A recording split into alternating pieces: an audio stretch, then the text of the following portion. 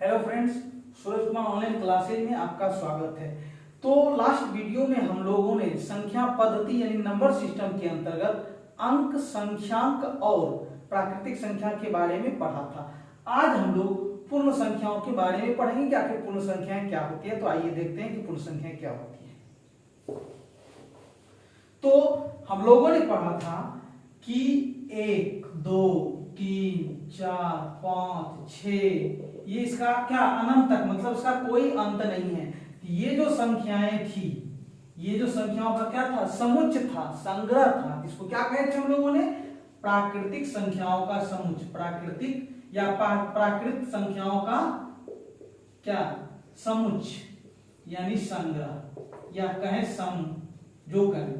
तो हम लोगों ने देखा था कि 1, 2, 3, 4, 5, 6 ये जो है अनंत तक जो जाती है, उसका कोई अंत नहीं है। तो ये जो हमको संख्याओं का जो समूह मिलता है, समुच्चय मिलता है, ये जो है क्या कहलाता है, प्राकृतिक संख्याओं का समुच्चय हम लोगों ने देखा। लेकिन आज हम लोग पूर्ण संख्याएं देख रहे हैं। पूर्ण संख्याएं कुछ नहीं, यानी ये जो है, यानी ये प्राकृतिक संख्याओं का, इसको समुच्चय कहें या परिवार कह लें या समूह कह लें, जो कहना है कहें। तो ये जो प्राकृतिक संख्याओं का समूह है, इसके साथ यदि हम किसको शून्य का मतलब जीरो, यानी ये जो हमको प्राकृतिक संख्याओं का समुच्चय है, इसके साथ हम यदि जीरो को मिला ले, क्या मिला ले, जीरो को मिला ले, मतलब एक संख्या यहाँ क्या हो गया, बढ़ गया।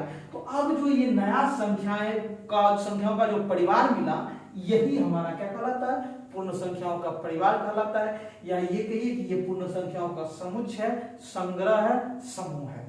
तो इसका मतलब हुआ कि यदि हम प्राकृतिक संख्याओं, मतलब प्राकृतिक या प्राकृतिक संख्याओं का समुच्चय, यदि हम उसमें किसको मिला लेते, मिलाना का मतलब साथ कर लेना, जोड़ लेना, सम्मिलित कर लेना, शामिल कर लेना, इसके साथ यानी प्राकृतिक संख्याओं का जो ये समुच्चय है, यानी 1, 2, 3, 4, 5, 6 इसका कोई अंत नहीं है। यानी हम कल देखे थे, मतलब पिछले वीडियो में, कि प्राकृतिक संख्याओं के समुच्चय यानी उसको हम लोग क्या करते हैं, इसके जितनी भी संख्या सबको लिख करके उसको मंझोली कोष्ठक के अंदर क्या कर देते हैं, बंद कर देते हैं।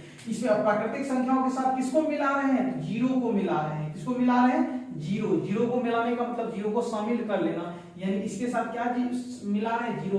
अब जो हमको नया समूह जो मिलेगा, अब ये क्या हो गया, जीरो से शुरू होगा, हो जाएगा हमारा 0, 1, 2, 3, 4, 5, 6 इसका भी कोई अंत नहीं है। ये हमको जो अब मिला, ये हमारा पूर्ण संख्याओं का क्या हो गया, परिवार हो गया, पूर्ण संख्याओं का परिवार। पूर्ण संख्याओं का परिवार कहें या समुच्चय कहें या संग्रह कहें या समूह कहें, जो करना है कहें। और एक चीज हम लोगों ने देखा था कि ये संख्याएं जो क्या है, लगातार आगे बढ़ता जा रहा है, मतलब बढ़ती जा रही है, इसका कोई अंत नहीं है। तो ऐसी स्थिति में हम, चूंकि सारी संख्याओं को लिख पाना संभव नहीं है, मेरा जिंदगी, हम लोगों का जिंदगी बीत जाएगा, लेकिन हम पूरा का पूरा संख्या कभी संभव है कि नहीं लिख पाएंगे, क्योंकि इसका कोई अता पता नहीं है। जितना इसको लिखते जाएंगे उतना आगे बढ़ते जाएगा। इसलिए हम 3 डॉट्स, मात्र 3 डॉट्स दे करके छोड़ देते हैं। यदि किसी ने 3 से कम या 3 से ज्यादा डॉट्स दे दिए तो वो जो है टेक्निकली क्या हो जाएगा, गलत हो जाएगा। इसका मतलब है कि प्राकृतिक संख्याओं का जो समुच्चय होता है, उसमें यदि हम जीरो को शामिल कर ले तो हमको जो संख्या मिलती है वो क्या होती है, पूर्ण संख्याएं होती है। क्या होती है, पूर्ण संख्याएं होती है। और पूर्ण संख्याएं जो है कहां से शुरू होती है, जीरो से। तो अब हम लोग इसका परिभाषा देखते हैं।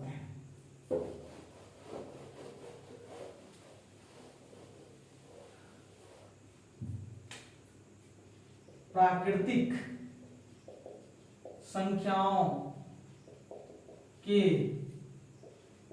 परिवार या समुच्चय, प्राकृतिक संख्याओं के परिवार, समुच्चय, संग्रह या समूह, जो कहना है कहें। तो प्राकृतिक संख्याओं के क्या परिवार, समुच्चय, संग्रह में शून्य यानी जीरो को शामिल कर लेने से जो संख्याएं प्राप्त होती है, वे कौन सी संख्या कहलाती है, तो पूर्ण, या उन्हें यानी उन संख्याओं को वे पूर्ण संख्याएं कहलाती है, पूर्ण संख्याएं कहलाती है। तो इसका मतलब है कि प्राकृतिक संख्याओं के परिवार, यानी प्राकृतिक संख्याओं का जो समुच्चय था, समूह था, उसमें हम सिर्फ क्या किए, जीरो को शामिल किए।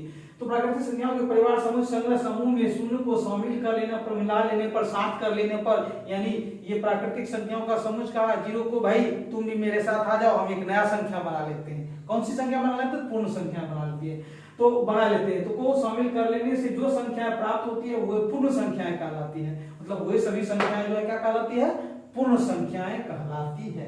अब जैसे हम लोग देख रहे हैं कि पूर्ण संख्याओं का पहला अक्षर क्या है? होल, यानी पहला अक्षर जो है डब्ल्यू है, तो इसलिए डब्ल्यू जो होगा यानी इस पूरे पूर्ण संख्याओं के परिवार को, पूर्ण संख्याओं के परिवार को या समुच्चय को या संग्रह को या समूह को हम लोग किससे सूचित करेंगे?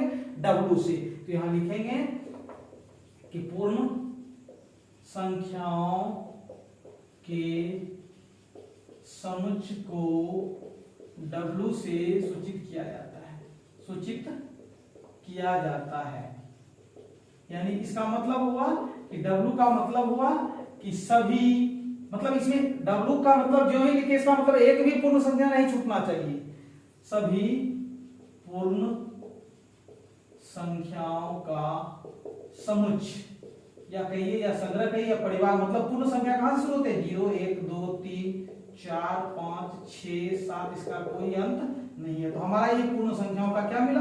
परिवार मिला, समुच्चय मिला, संग्रह मिला। ये तो हमारा क्लियर हो गया। अब हम लोग थोड़ा सा ध्यान देते तो हम ये देखते कि सबसे छोटी पूर्ण संख्या हमारा क्या होती है?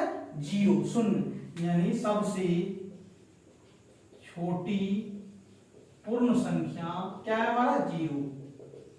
अब आपसे पूछा है सबसे बड़ी पूर्ण संख्या क्या? तो भाई सबसे बड़ी तो इसका कोई अता पता है नहीं, तो लिख पाना संभव नहीं है। तो सबसे बड़ी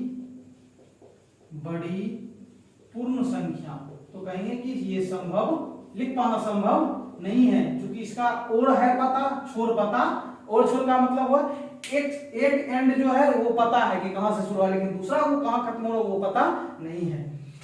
आगे अब आपसे पूछा जाए कि दो लगातार पूर्ण संख्याओं के बीच कितना का अंतर होता है? कहेंगे भाई एक का अंतर होता है। कितना का अंतर होता है? एक का अंतर होता है, एक का ही अंतर होता है। मतलब दो लगातार पूर्ण संख्याओं के बीच का अंतर कितना होता है?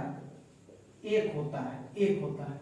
कितना होता है? एक। अब आपको मान लीजिए हम कोई पूर्ण संख्या 7 दे दी है और कहे कि भाई 7 के ठीक बाद वाला पूर्ण संख्या कितना होगा? तो आप कहेंगे 8। 7 के देखिए आप 7 के बाद क्या होगा? 7 के ठीक बाद वाला पूर्ण संख्या क्या होगा? 8। अगर जो हम कहेंगे 5 के ठीक बाद वाला कितना होगा? आप कहेंगे 6। मतलब क्या होगा कि 7 के ठीक बाद वाला कहेगा तो हम 7 में 1 जोड़ देंगे, 5 के ठीक बाद वाला कहेगा तो 5 में 1 जोड़ देंगे, 4 के ठीक बाद वाला कहेगा 4 में 1 जोड़ देंगे, यानी 5 हो जाएगा। लेकिन हमको यदि कोई पूर्ण संख्या दे दिया मान लीजिए 10 और उसके ठीक पहले वाला कहेगा 10 के ठीक पहले वाला क्या होगा? 9 10 10 के ठीक पहले वाला कितना होगा? 9। कैसे मिलेगा? तो 1 घटाने पर।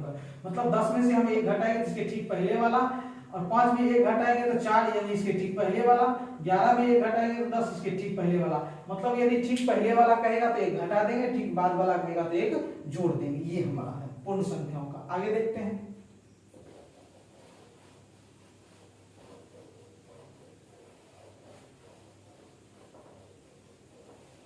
अब क्योंकि पूर्ण संख्याओं का परिवार क्या हुआ? पूर्ण संख्याओं का समुच्चय।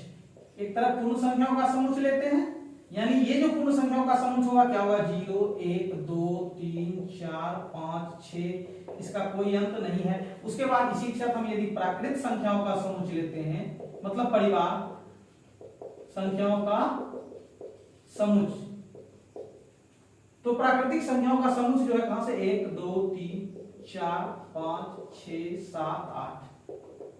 तो ये हमारा है। अब दोनों में अंतर क्या है कि ये दोनों तो सेम है, बस थोड़ा सा अंतर है कि इसमें 0 जो है क्या है? शून्य जो है वो एक्स्ट्रा है।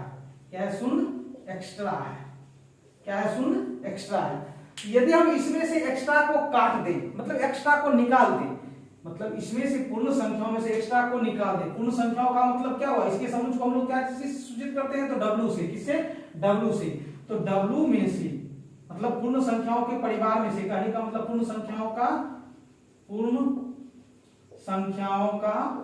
समुच्चय, मतलब पूर्ण संख्याओं का समुच्चय का मतलब क्या हुआ? 0 1 2 3 4 5, ये इसका कोई अंत नहीं, मतलब इसको क्या कहते हैं? W। यदि पूर्ण संख्याओं के समुच्चय में जो एक्स्ट्रा है, उसको हम घटा देते हैं। इस एक्स्ट्रा का मतलब क्या हुआ, घटाने का मतलब इस तरह, यानी हम किसको एक्स्ट्रा जो है उसको घटा लिए, यानी यहाँ से 0 जब हम घटा लेते हैं तो हमको जो है यानी W का मतलब हुआ W पूर्ण संख्याओं का समुच्चय, इसमें से 0 को जब हम घटा लेते हैं तो हमको जो है क्या, जो एक्स्ट्रा था वो घट गया, अब ये क्या बच गया, यानी इसमें से जब 0 हट जाएगा देखिए तो क्या बच जाएगा, ये फिर वही प्राकृतिक संख्याओं का समुच्चय क्या हो जाएगा, यानी ये हो जाएगा हमारा प्राकृत संख्याओं का समुच्चय। क्या हो जाएगा, तो आपको कहेंगे पूर्ण संख्याओं का समुच्चय -0 तो कहेंगे बराबर, ये किसके बराबर हो जाएगा, पूर्ण प्राकृतिक संख्याओं का समुच्चय। इसका मतलब क्या हो जाएगा, बस वही 0 हट जाएगा, क्या हो जाएगा 1 2 3 4 5, यानी वही प्राकृतिक संख्याओं का समुच्चय, यानी ये W में से 0 जब हम घटाते हैं प्राकृतिक संख्याओं का समुच्चय यानी n से सूचित करते हैं। समझ में आया, क्लियर है। चलिए दूसरा चीज देखते हैं कि आप यहां देख रहे हैं कि ये जो है 1 से शुरू हो रहा है, इसमें क्या है 0 एक्स्ट्रा है, 0 क्या है एक्स्ट्रा है, तो ज्यादा कौन है, ये है, इसके पास ज्यादा अवयव है, उससे 1 ज्यादा है, तो ये इसके अंदर है या ये इसके अंदर, तो कहेंगे जो छोटका है, ये छोटका वाला प्राकृतिक संख्याओं का समुच्चय किसके अंदर है, इसके अंदर पूर्ण संख्याओं का समुच्चय। समझ में आया, यानी ये जो है प्राकृतिक संख्या किसके अंदर पूर्ण संख्या, तो कहा जाएगा कि क्या प्रत्येक प्राकृतिक संख्या पूर्ण संख्या होगी, तो हम देख रहे हैं इसका जितना भी है वो सब ये अपने अंदर रखे, इसका मतलब ये जो भी संख्या होगी प्राकृतिक संख्या वो क्या होगी, पूर्ण संख्या भी होगी, मतलब प्रत्येक प्राकृतिक संख्या क्या पूर्ण संख्या होगी। लेकिन अगर इधर से हम इधर चले कि क्या सभी पूर्ण संख्या प्राकृतिक संख्या होगी, कहेंगे नहीं, क्योंकि 0 जो है कभी प्राकृतिक संख्या नहीं हो सकता। हाँ, 0 को हटा दे के ये कह सकते हैं कि 0 को छोड़ करके जितनी भी पूर्ण संख्याएं हैं वो सब क्या होगा, प्राकृतिक संख्याएं भी होगी। समझ में आया, क्लियर है, कोई दिक्कत नहीं। अब आगे हम लोग देखते हैं।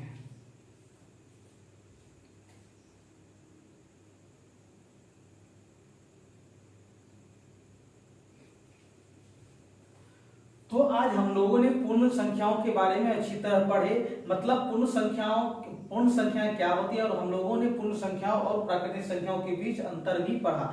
मिलते हैं अगले वीडियो में एक नई संख्या के कॉन्सेप्ट के साथ, और उस संख्या का नाम है पूर्णांक। तब तक के लिए आप लोगों को धन्यवाद।